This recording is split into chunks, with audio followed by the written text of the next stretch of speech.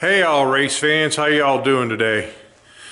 Here we are back in the shop. It's a Saturday, nothing happening. Busy day yesterday. Had a fantastic day here in the shop. So had Jeff come and help and Bill come and help. Kenny came the day before and helped me with the interior in the Mustang, getting a lot of it put in. And I wanted to show you what we got done. First off, I start here. I want to tell everybody I'm doing this for fun. I know there's people that would like me to do things for them. I'm retired. This is fun for me. It's not a job. So, I mean, it takes me a little longer than, you know, maybe if you took it to a professional chassis shop or something like that. Am I a professional? Yeah, but I'm a retired professional. So my whole goal with all these videos is just to share information. Like I said before, stuff that's stuck in my head, I want to get out there so when I'm gone, you guys can use it for reference. So here we go in the Mustang. Probably not going to be a real long one, but I'll give you a little bit of an update on the Willys too. So here goes. You saw brake lines. They're done. We bolted on a couple suspension parts. I'm still waiting on Bob to get the powder coating done for me on all the rest of the pieces, and I'm sure they're busy, so I have no problem with that. He rushed this chassis out so we could get this far, and I appreciate that immensely. But I wanted to show y'all the inside of this thing. Hopefully you can see what we got going on there. The removable tunnel and the side pieces are removable on both sides, and then there's an adapter flange up there in the front. I've shown you all.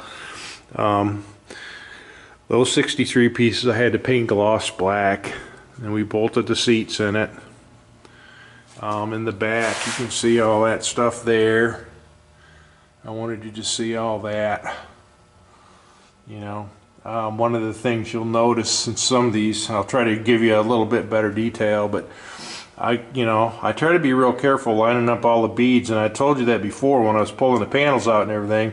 I make reference marks, and of course I can use the rivet holes, the clecos, to get all my beads lined up. I try not to get too carried away, and I know a lot of gassers, you know, they don't want to put any bead rolling in it because they didn't way back in the day.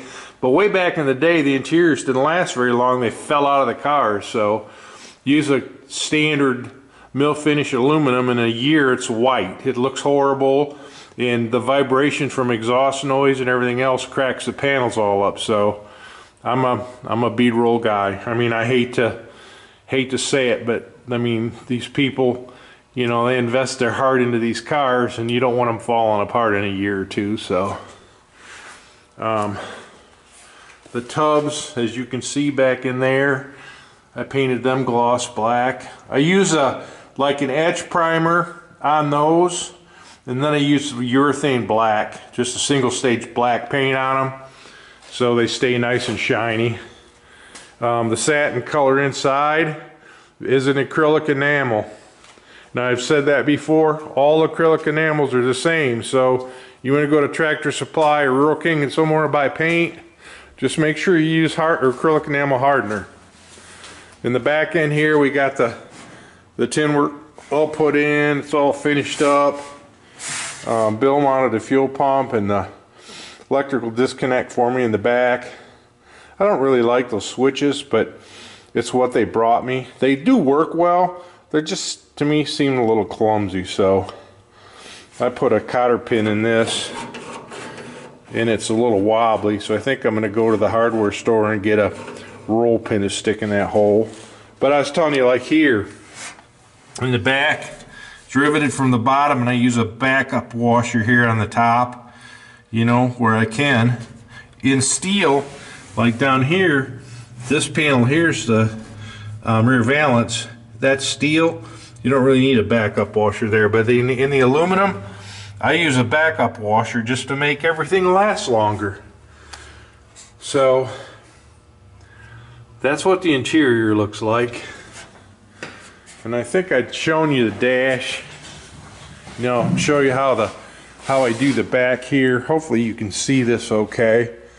I put this, take the package tray out and put this transition piece in here to drop down into the floors.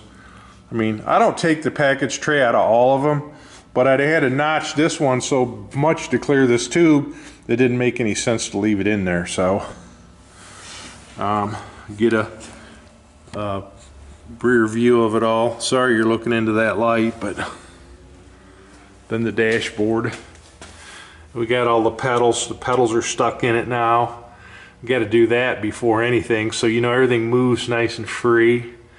And you can see, like up there on that diagonal tube, there's a tab there. That's a ground tab for anything that goes in the dash. I've got one over there on that side. You can see my little ignition panel there.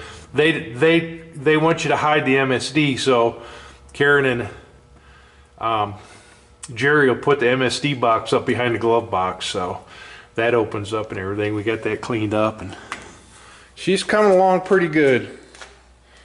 It's coming along pretty good. This is definitely a nice one. Get around the front here. You see the firewall. I got that all done, the bead rolling in that, and all put together.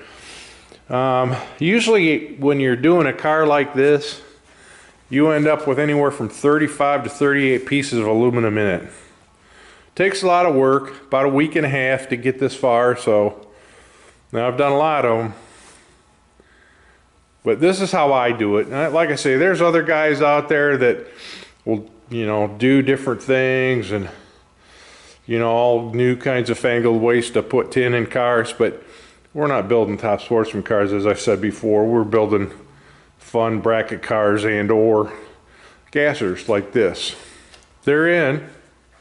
Made a bit of a change to Bill's car.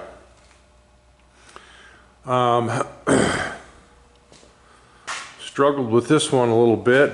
We're going to have to notch the front end to get it around the engine. Well, Bill found this front end here with this bubble in it. This is pulled off of Ohio George Montgomery's car. They pulled a mold off, splash mold off of it, and made a few front ends off of his car. And this is one of them. You can tell by the way the front fenders are cut. And then up in here, you can tell, like back in the day when George had the air ducts in the front end, they just sort of smeared some junk there. And I mean, it fits good. We had to notch a little bit around the front frame horn to clear on this one. The other one we wouldn't have, but this one here, like the fenders are dropped down like an inch farther back in the front, so we had to trim that. When we'll dress all that up, it's just notched enough just to clear everything right now and to make sure that it's level. You know, we put a level across the top of the headlight buckets to make sure that they're right, and you know, just made the margins tight in the back. Now up in here, we're gonna have to heat it up with a heat gun to get this line to drop down, but that's not gonna be that big a deal. It'll take two of us to do it, but we can get it. So, and then the fenders are bobbed in the back and everything, which is okay with Bill because we're gonna build like zoomies like Mark Benjamin had on his car. So, and then the axle, yeah, that was fun. I told you about that, where it needed to be flagged. So Kenny cut it apart. He bored that out, made the flags for me, got everything ready. So then we're tacking it all together, and then we slide it under the car. And then we realize that the axle's too frickin' wide for the car. That's a 48-inch wide axle, and we need a 37-inch wide axle. So what a waste of frickin' time. So, but it is what it is. We couldn't do nothing with it in pieces. We put it all together so that somebody else can use this. I'm not a fan of 6-inch drop axles, and I'll show you why. If you're using a 6-inch drop axle and you don't get creative with the bat wings and the radius rods, if you put this down here on the axle like this, can you see that? That would be below the edge of the wheel on the car. And if you blew a tire, that would drag on the ground and flip you over. Like in this one here, I was thinking we could put it up in here somewhere to save that problem, but we can't do that because the axle's just way too wide for the car. So I got to order another axle, and I'm going to share video coming up here pretty soon on how to determine axle width. My good friend Eddie Kosicki shared some information with me that I'm going to share with you guys too. Try to make it simple so you understand, you know, if you're building a car, how wide an axle do I get? I'm going to help you with that info. So on Bill's car, we dropped the motor down. You can see now, I'm going to try to show you up inside there.